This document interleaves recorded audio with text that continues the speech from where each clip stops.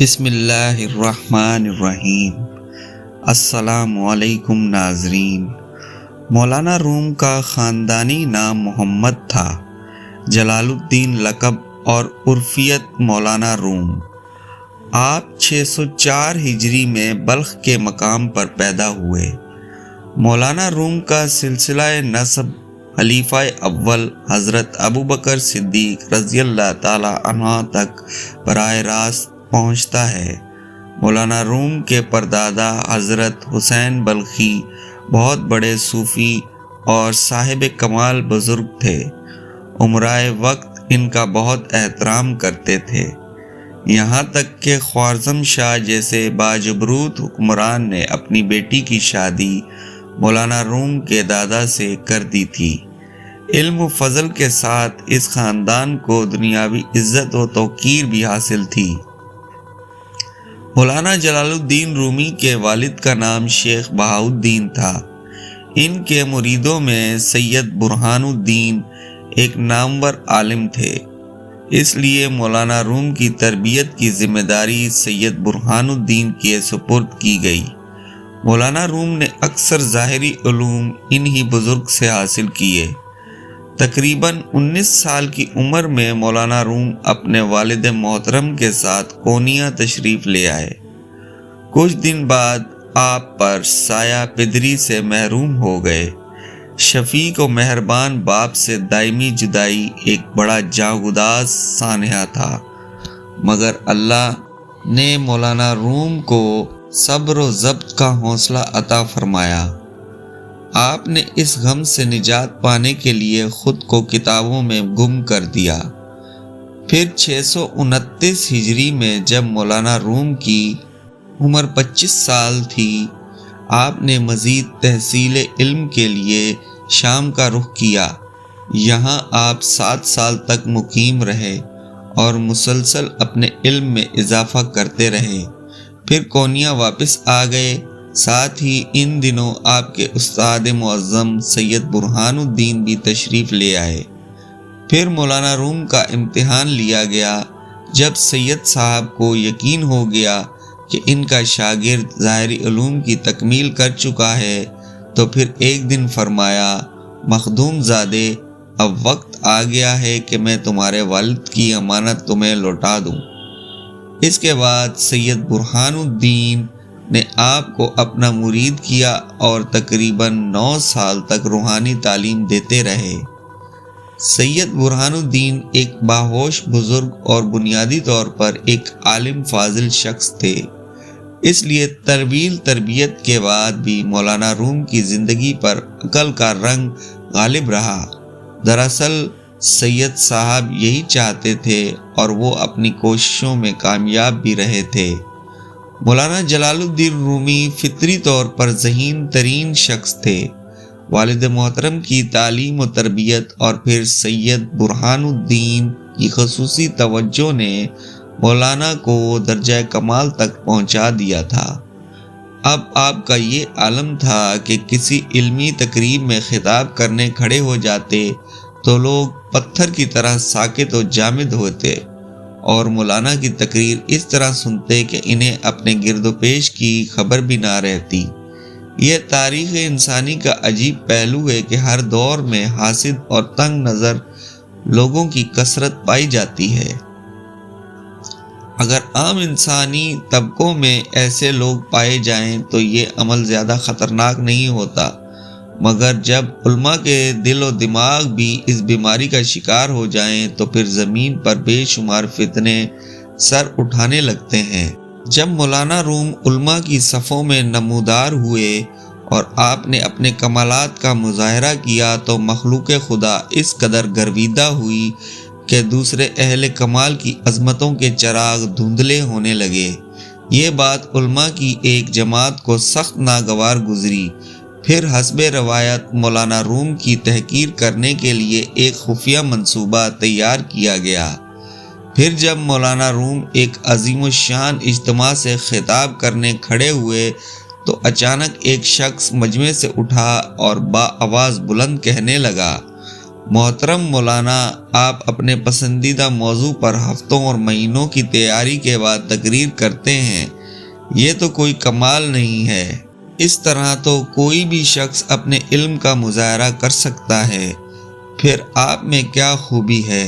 میں نے کبھی اپنے کمالات کا دعویٰ نہیں کیا، مولانا روم نے بڑے تحمل سے جواب دیا۔ میں تو ایک ادنا طالب علم ہوں اور میری زندگی کا مقصد مخلوق خدا کی خدمت ہے۔ ویسے اگر آپ اپنی طرف سے کسی موضوع کا انتخاب کر لیں تو میں اس موضوع پر بھی تقریر کرنے کی کوشش کروں گا۔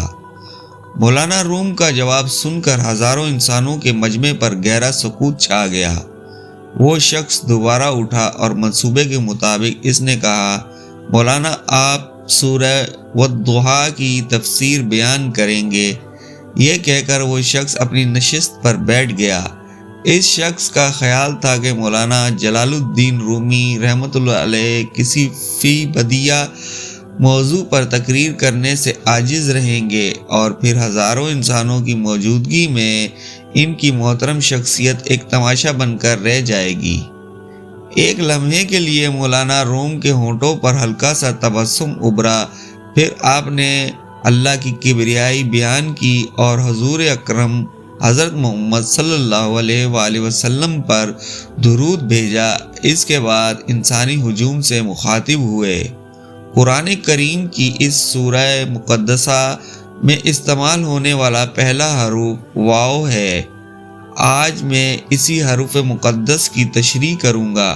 یہ کہہ کر مولانا روم نے اپنی تقریر کا آغاز کیا اور پھر مسلسل 6 گھنٹے تک صرف اس بات کی وضاحت کرتے رہے کہ اللہ تعالیٰ نے سورہ والضحیٰ میں حرف واو کیوں استعمال کیا۔ پورے مجمع پر سناٹا طاری تھا۔ ایسا محسوس ہو رہا تھا جیسے مولانا روم کی زبان مبارک سے علم کا سمندر ابل رہا ہے، جس کی تیز موجوں میں آج سب کچھ بہہ جائے گا۔ ابھی آپ کی تقریر ختم ہونے ہی نہیں پائی تھی کہ وہی شخص اپنی جگہ سے دیوانہ وار اٹھا اور اس نے مولانا روم کے قدموں پر سر رکھ دیا۔ واللہ آپ عظیم ہیں، آج پورے روم میں آپ کا کوئی ثانی موجود نہیں۔ یہاں کے لوگ آپ کے علم و فضل سے حسد رکھتے ہیں، میں بھی اسی لعنت کا شکار ہو گیا تھا، خدا کے لیے مجھے معاف فرما دیجئے۔ مولانا روم نے اس شخص کو اٹھا کر گلے سے لگا لیا اور پھر ان لوگوں کی طرف اشارہ کرتے ہوئے فرمایا جو آپ کے خلاف در پردہ سازشیں کر رہے تھے، میں ہر اس شخص کو معاف کرتا ہوں جو مجھ سے بے سبب عداوت رکھتا ہے۔ اللہ ان کے سینوں میں بھڑکتی ہوئی آتش حسد کو ٹھنڈا کر دے اور اپنے علم و کرم سے ہدایت بخش دے۔ یہ مولانا کی اعلیٰ ظرفی کا عظیم الشان مظاہرہ تھا جس نے بے شمار لوگوں کو آپ کا عقیدت مند بنا دیا۔ مولانا جلال الدین رومی ظاہری تعلیم و تربیت کے تمام مراحل طے کر چکے تھے۔ آپ کی شہرت و محبوبیت میں بھی مسلسل اضافہ ہو رہا تھا۔ عوامی حلقوں سے لے کر امرائے وقت تک آپ کا بے حد احترام کرتے تھے، لیکن اس کے باوجود مولانا روم کو اپنی زندگی میں ایک خلا سا محسوس ہوتا تھا۔ اکثر تنہائی میں آپ کے ہونٹوں سے سرد آہ نکل جاتی۔ کبھی کبھی خاص دوستوں کی محفل میں بھی آپ نے اپنی اس محرومی کا اظہار فرمایا، میں آج بھی پیاسا ہوں اور یہ پیاس نہ جانے کب تک برقرار رہے گی۔ مولانا روم کے بے تکلف دوست اس پیاس کا مفہوم سمجھتے تو آپ نے بے اختیار فرماتے، میں خود بھی نہیں جانتا کہ یہ کیسی پیاس ہے، بس یوں محسوس ہوتا ہے کہ جیسے میری روح تشنا ہے۔ دوست اس کا کیا جواب دیتے؟ وہ تو خود مولانا کے علم کے محتاج تھے۔ الغرض بہت دن تک مولانا کی یہی کیفیت رہی، پھر ایک دن ایک عجیب واقعہ پیش آیا جس نے مولانا روم کی زندگی کو یکسر بدل ڈالا۔ مولانا جلال الدین رومی کا کتب خانہ نادر و نایاب تصنیفات کی موجودگی کے سبب پورے ملک میں ایک خاص اہمیت رکھتا تھا۔ ایک دن مولانا روم اسی کتب خانے میں شاگردوں کو درس دے رہے تھے کہ اچانک ایک اجنبی شخص اجازت کے بغیر اندر چلا آیا۔ مولانا روم فطرتاً ایک متواضع انسان تھے، اس لیے اجنبی کی اس طرح آمد پر ناراض تو نہیں ہوئے، لیکن پھر بھی انہیں اس شخص کا آنا ناگوار گزرا۔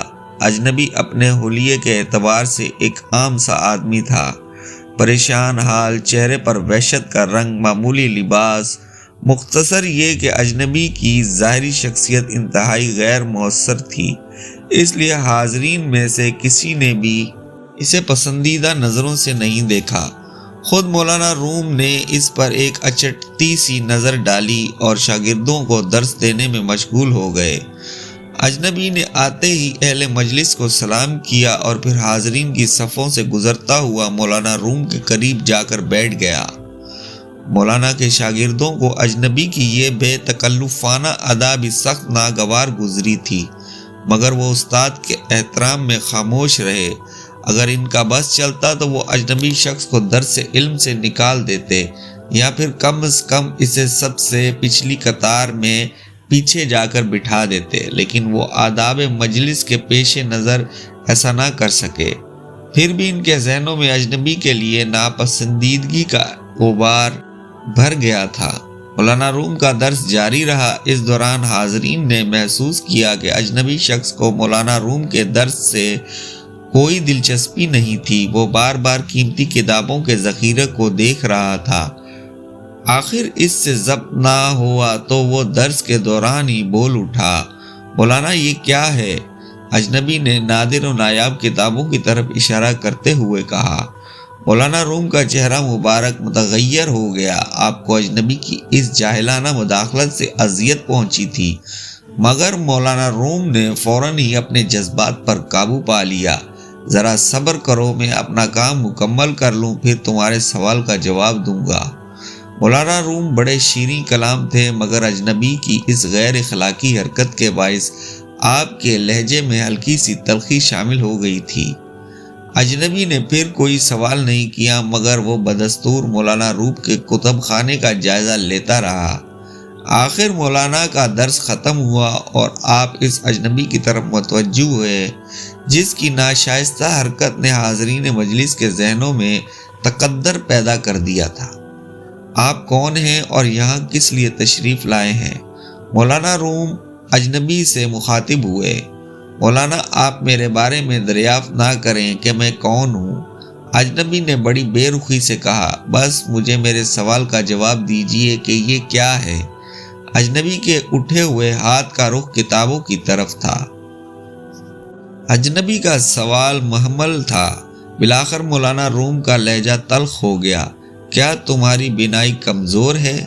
ہرگز نہیں، اجنبی نے اسی بے نیازی کے ساتھ جواب دیا، میں تو بہت دور تک دیکھ سکتا ہوں۔ پھر تمہیں نظر نہیں آتا کہ یہ کیا ہے؟ اجنبی کی بے سروپا گفتگو نے مولانا جلال الدین رومی رحمۃ اللہ علیہ جیسے شیریں بیان اور متحمل مزاج انسان کو جھنجھلاہٹ میں مبتلا کر دیا تھا۔ مجھے تو بہت کچھ نظر آ رہا ہے، مگر آپ کی زبان سے سننا چاہتا ہوں کہ یہ کیا ہے؟ اجنبی بار بار ایک ہی سوال کو دہرائے جا رہا تھا۔ مولانا روم کو اجنبی کا لہجہ بہت ناگوار گزرا۔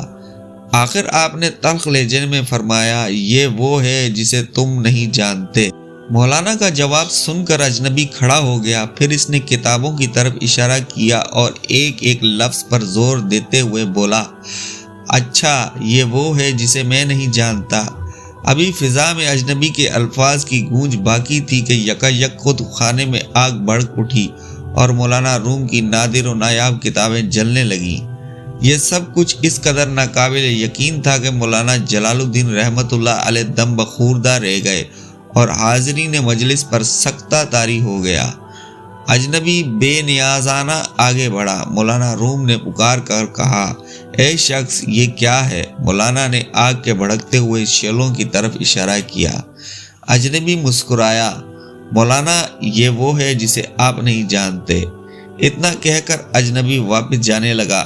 مولانا روم رحمۃ اللہ علیہ کے ہونٹوں سے سرد آ نکلی، ہائے میری نادر و نایاب کتابیں، اے شخص تیری وجہ سے سب کچھ راکھ ہو گیا۔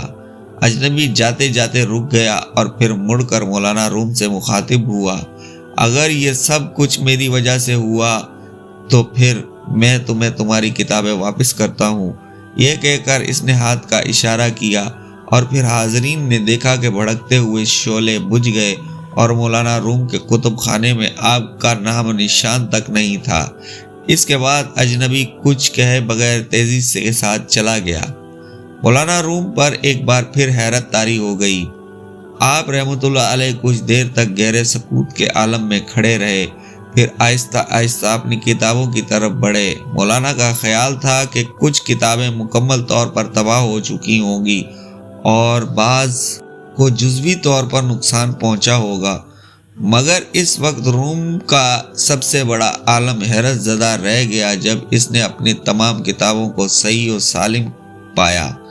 کتب خانے میں موجود شاگرد بھی ایک ایک ورق کو بغور دیکھ رہے تھے، مگر ایسا لگتا تھا کہ جیسے یہاں آگ لگنے کا واقعہ ہی پیش نہ آیا ہو۔ حضرت مولانا روم رحمۃ اللہ علیہ اور حاضرین مجلس پر حیرتوں کے پہاڑ ٹوٹ پڑے۔ اجنبی کو تلاش کیا گیا مگر دور دور تک اس کا پتہ نہیں تھا۔ وہ پراسرار انداز میں آیا تھا اور اسی طرح واپس چلا گیا۔ پھر جب حیرتیں کم ہوئیں، اہل مجلس کے حواس بحال ہوئے تو شاگردوں نے مولانا روم رحمۃ اللہ علیہ سے عرض کیا، استاد محترم یہ سب کچھ کیا ہے؟ مولانا جلال الدین رومی رحمۃ اللہ علیہ نے بڑی حسرت زدہ لہجے میں فرمایا، یہ وہ ہے جسے میں بھی نہیں جانتا اور تم بھی نہیں جانتے۔ کچھ تذکرہ نویسوں نے اس واقعے کو اس طرح بیان کیا ہے کہ ایک دن مولانا حوض کے کنارے بیٹھے ہوئے مطالعہ کر رہے تھے کہ اچانک ایک اجنبی شخص آیا اور مولانا کے قریب رکھی ہوئی کتابوں کے بارے میں پوچھنے لگا کہ یہ کیا ہے۔ مولانا روم رحمۃ اللہ علیہ نے انتہائی بے رخی سے جواب دیا، یہ وہ ہے جسے تم نہیں جانتے۔ اجنبی نے مولانا سے مزید کوئی سوال نہیں کیا اور تمام کتابیں اٹھا کر حوض میں ڈال دیں۔ مولانا روم ایک غیر مہذب اجنبی کی اس حرکت کو برداشت نہ کر سکے اور سخت طیش کے عالم میں فرمانے لگے، اے جاہل شخص، تجھے خبر ہے کہ تو نے کیسی نادر و نایاب کتابیں تباہ کر ڈالیں؟